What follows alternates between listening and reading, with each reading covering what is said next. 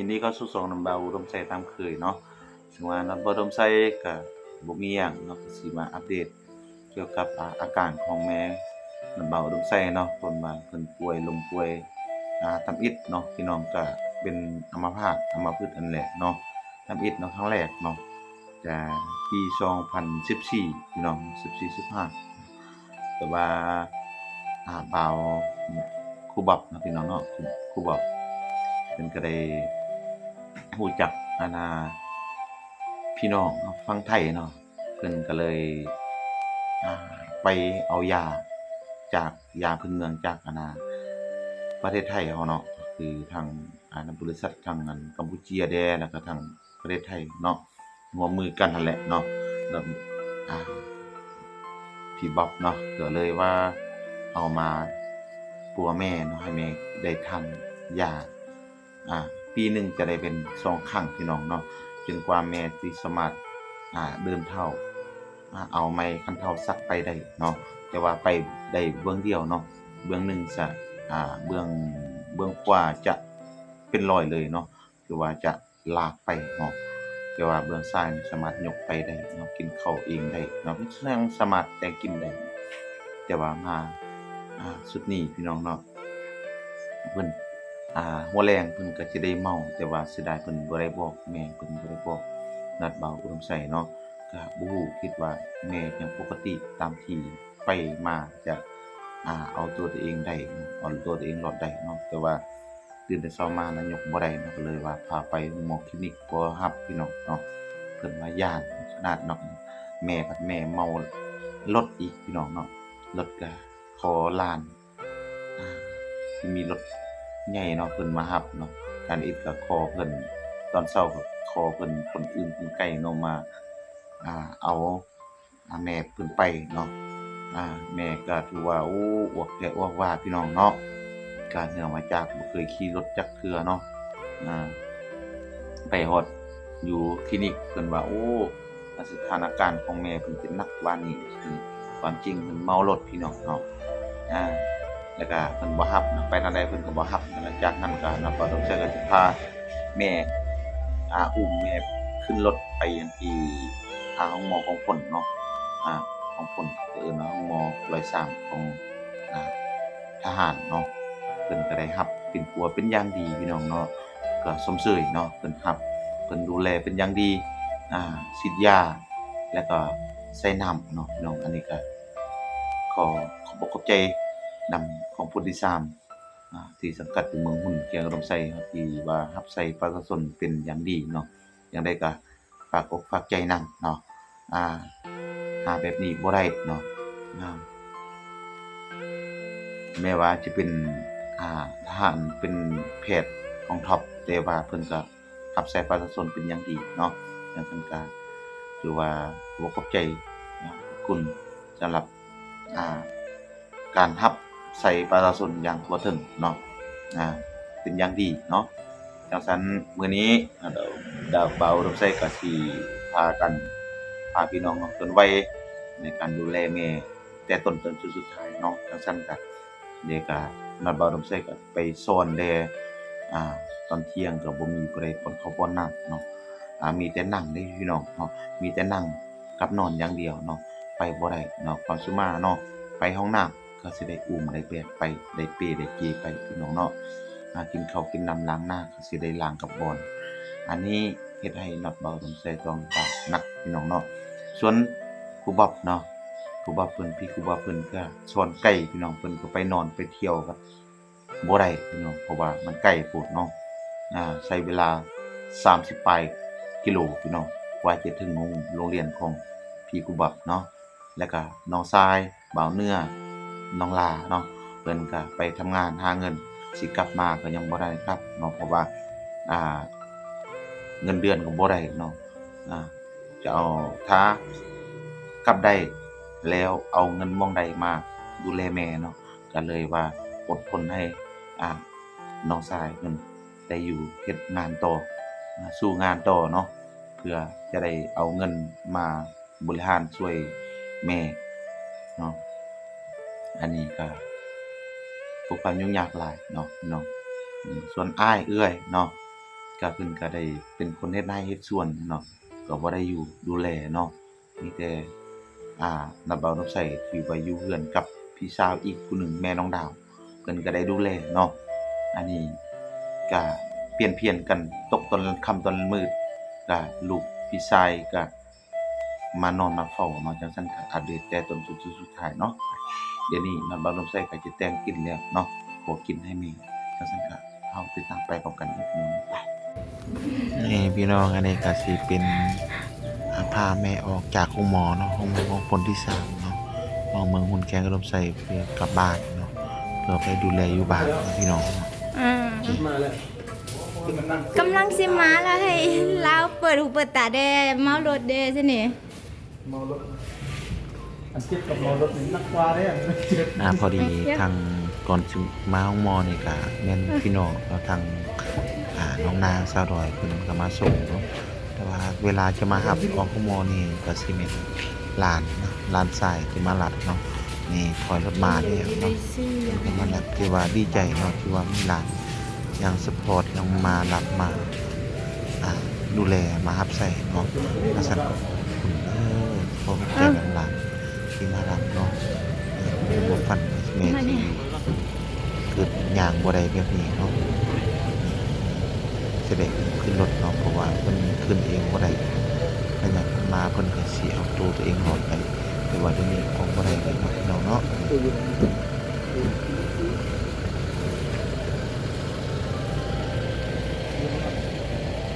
ไอ้คนก็จี้ก่อน โอ้ยซอยดู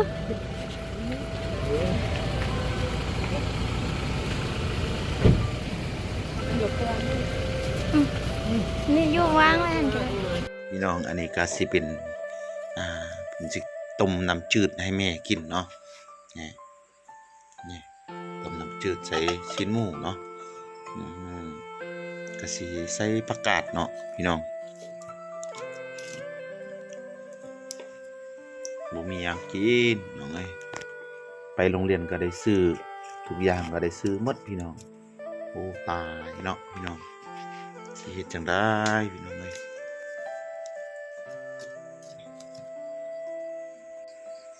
สมุนประกาศเนาะก็เหี่ยวหมดล้างก้อนเนาะ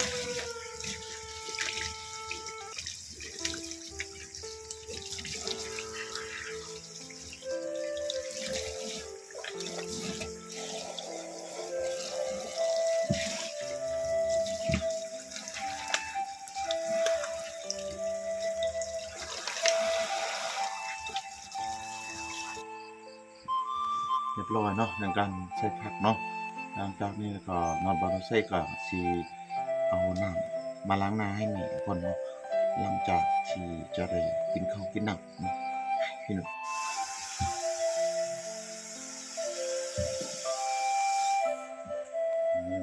โอ้ยสวยยังโอ้ยเยอะนะโอ้ยเป็นก็แบบตู้อ่ะ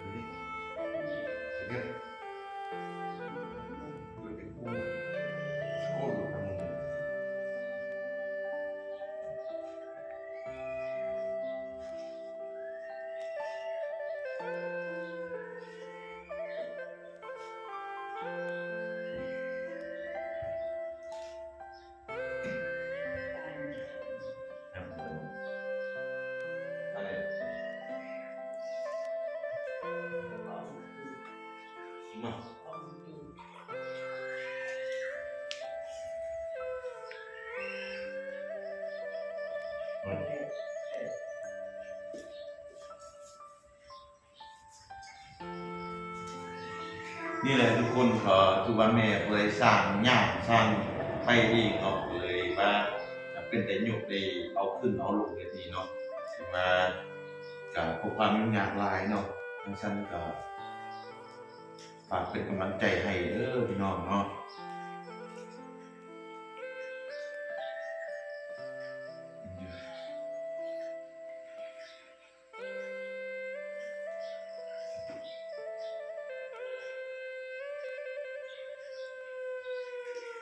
ตลอดมื้อ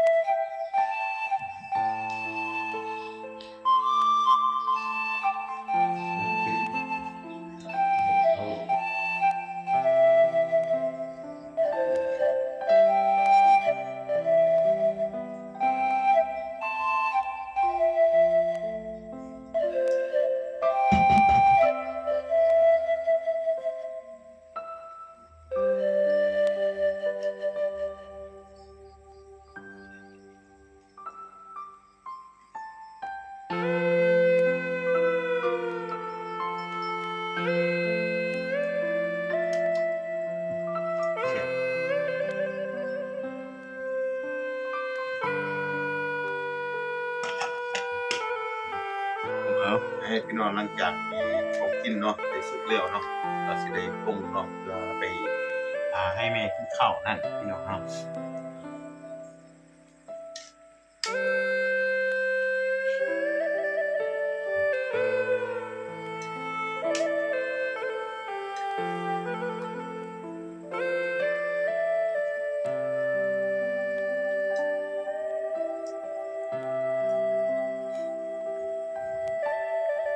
เนาะ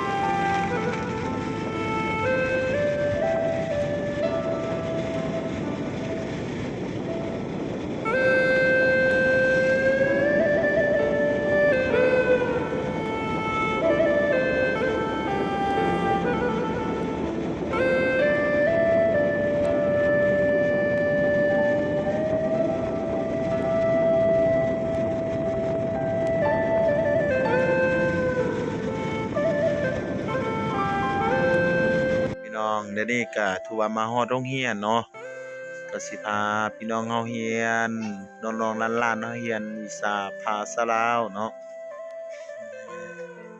สิแม่นนักเรียนเนาะโรงเรียนนัดบ่าวน้ำใสก็ประมาณนี้เนาะก็หลังจากที่เฮ็ดข้าวเฮ็ดน้ำให้แม่แล้วก็จะได้มาโรงเรียนแบบนี้เนาะได้มาโรงเรียนได้สอนหนังสือขึ้นห้องเนาะได้ก็ติดตามแต่ต้นจนถึงสุดท้ายนำกันเด้อพี่น้องเนาะจนกว่าจะเสร็จสิ้นเนาะพี่น้องอันนี้ก็สิเป็นหลังจากที่เฮาเข้าโรงเรียนเนาะพักเที่ยงเฮาก็จะได้มากินข้าวนำกันอยู่โรงเรียนเนาะกลับบ้านบ่ได้เพราะว่ามันไกลเนาะพี่น้องความจริงก็อยากเที่ยวมาเนาะแต่มันไกลเนาะเลยว่ากินข้าวอยู่โรงเรียนเนาะหลังจากเลิก 6 โมงน่ะก็จะได้กลับเรือนพี่น้องลาพี่น้องเนาะสุดท้ายนี้ถือว่าเป็นคลิปสุดท้ายแล้วก็เราใช้ก็ขอปิดคลิปเกิดแต่ซั่นนี้เนาะก่อนอื่นก็ขอพรมายังพี่น้อง FC ทุกท่านที่ติดตามชมแล้วก็ให้กำลังใจนะเบาต้องใช้แต่ตัวสุดท้ายนี้เนาะถือว่าคลิปนี้ก็สิเป็นคลิปที่มาบ่ดมใส่รีวิวคลิปของแม่ของน้องนัดของนัดเบาดมใส่แล้วก็ผู้บอกเบาเหนือเนาะแล้วก็แม่ของน้องนาวเนาะว่าอยู่แต่ละมื้อก็สิเป็นช่วยกันเบิ่งแลเนาะเรื่องการอาบน้ำเป็นแม่ผู้ว่าไปบ่ได้แล้วเนาะสิเฮ็ดแนวใดไปแนวใดก็ให้มันได้ให้มันดีเนาะก็ทาง FC ยังมีทางแก้ไขก็ค่อยช่วยเม่นบอกได้เด้อเนาะมีฮู้จักยาพื้นเมืองก็บอกได้เด้อสิไปเอาไปเก็บเนาะตรงให้กินเนาะบางเทื่อสิดีจะได้ย่างคือเก่าเนาะสุดท้ายนี้หลังบ่ต้องใช้ก็ขออวยพรมายังพี่น้อง FC ทุกท่านที่ติดตามนี้เนาะจงมีแต่ความสุขดีเนาะปรารถนาสิ่งใดก็ให้ได้สิ่งนั้นเนาะสุดท้ายนี้หลังบ่ต้องใช้ประกาศคำว่าสวัสดีครับพี่น้องพบพอในคลิปต่อไปเนาะ จังซั่นก็กดติดตามไปต่อไปเด้อแต่ว่าโดนๆก็สิได้ลงคลิปเนาะบ่แม่นจะได้ลงตลอดเพราะว่าบ่มีโอกาสบ่มีเวลาจะได้ลงเนาะจังซั่นก็อย่าพายอย่าหนีเด้ออย่าลืมกดติดตามกดไลค์ให้น้ำบ่าวน้ำใสเนาะเพื่อเป็นกำลังใจ